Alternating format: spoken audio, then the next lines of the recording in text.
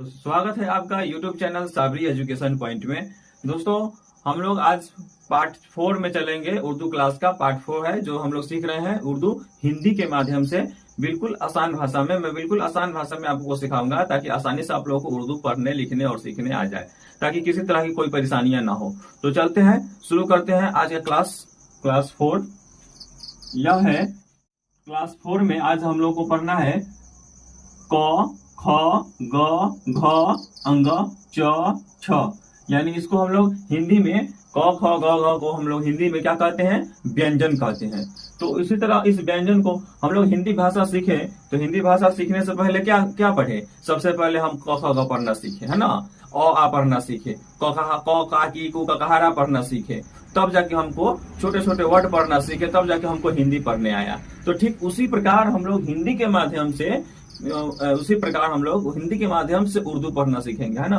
तो हमने पार्ट 1 में आपको अली बे पढ़ना सिखाया था, और पार्ट 2 में हमने अली बे का कुछ शेष चीज था उसको मैंने सिखा दिया था, और पार्ट 3 में मैंने अ आ ई हर्ष दीर्घ ये सब मैंने आपको बता दिया, और पार्ट 4 में मैं आज क ख ग घ यानी व्यंजन वर्ण को बताने जा रहा हूँ।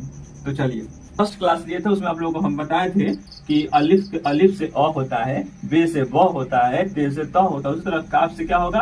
क। काफ से क, यानी कि क अंग्रेजी में के और उर्दू में काफ। और चलिए, ख अंग्रेजी में इसको कैसे लिखते हैं? के एच से ख। तो उसी तरह हम लोग उर्दू में क्या काफ है, तो काफ का आधा भाग इसमें लिखे हैं और उसमें क्या जोड़ दिए हैं? दिलचस्मी है। इसको हम लोग दिलचस्मी है बोलते हैं, इसको हम लोग है को इसमें जोड़ दिए हैं, तो ये ख हो गया।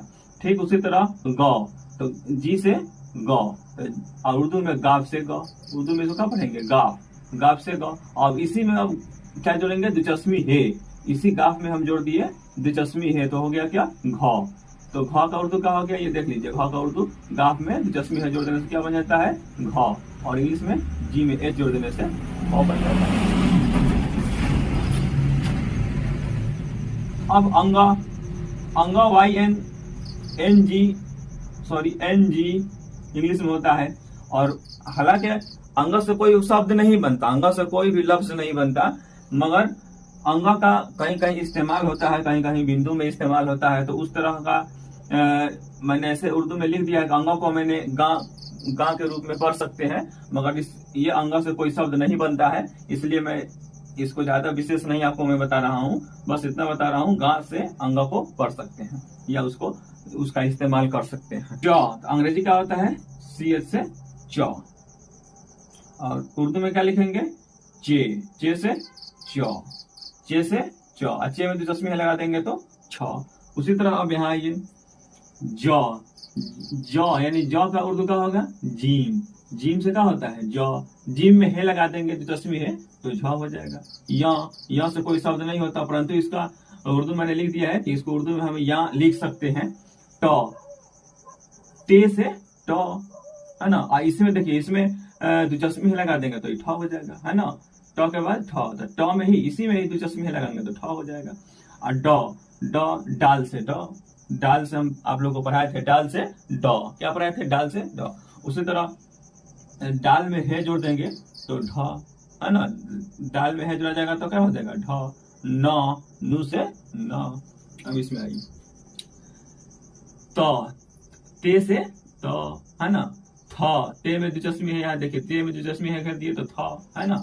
दाल से क्या होता है? द, है ना, दाल से द।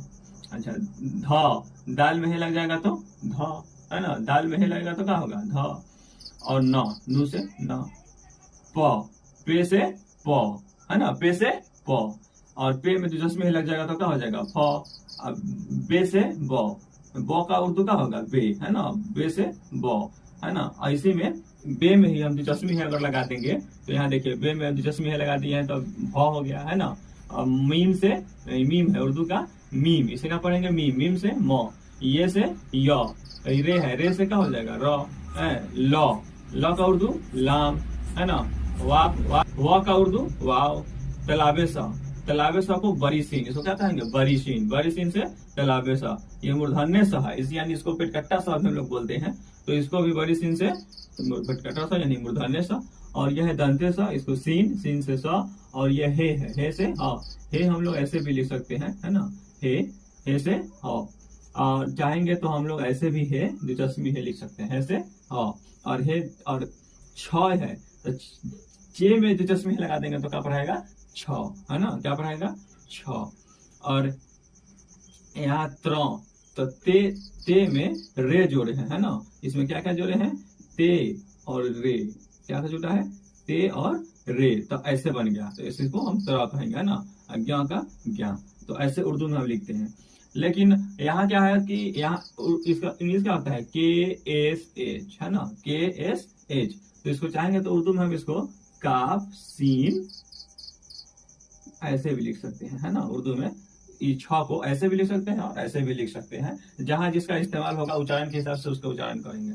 अब यहाँ पे देखिए, यहाँ पे हम लिखेंगे दोस्तों, ये जो चिन्ह है इसको हम लोग जब्बर कहते हैं ना, क्या कहते हैं उर्दू में, जब्बर। और इसी तरह अगर नीचे रहेगा तो इसको क्या कहेंगे, जेर कहेंगे। और इसमें रहेगा ऐसे वाव की तरह ऊपर रहेगा, किसी भी हरूफ में ऊपर रहेगा तो पेश कहेगा, क्या कहेगा, पेश। और एक तो और चीज होता है, ऐसे रहता है किसी भी हरूफ में ऐसे रहेगा कि ये जजम कहलाता है, क्या कहलाता है, जजम, है ना, ये क्या कहलाता है, जजम कहलाता है। तो जबर, जेर, पेश और जजम, है ना, जबर, जेर और पेश जजम को हम लोगों को उर्दू में थोड़ा बहुत इसका रोल देखना है, समझना है, क्योंकि इस चीज को अगर नहीं समझेंगे तो ये नहीं समझ में आएगा कि हमको किस पर जबर लगाना है और किस पर जेर लगाना है और किस पर पेश लगाना है और जजम का क्या भूमिका है, ये हम नहीं समझ पाएंगे। मैं अगले वीडियो में आपको बताऊंगा कि जबर, जेर, पेश और जजम इसका कहाँ कहाँ इस्तेमाल, कैसे कैसे इस्तेमाल करना है, मैं आपको अगली वीडियो में बताऊंगा। ठीक है, तब तक के लिए इतना ही, मिलते हैं अगले वीडियो में, गुड बाय।